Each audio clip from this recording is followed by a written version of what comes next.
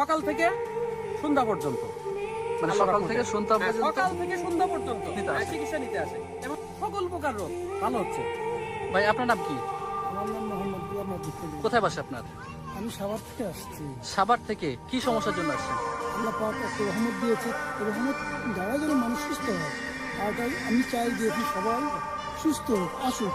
আর মানুষ যে ফিরে যাচ্ছে এটা কষ্টদায়ক। আচ্ছা জানাবো, আপনার নাম কি? এখানে ডিউটি করছি। ডিউটি করেছেন? আনসার ডিউটি করি। কি ডিউটি করেছেন?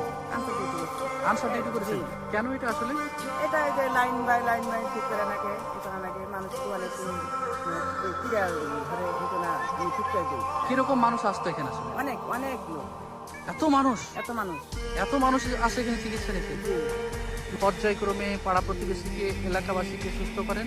এরপরই মূলত এই ঘটনাটি দেশব্যাপী ছড়িয়ে যায়, ভাইরাল হয়ে যায়।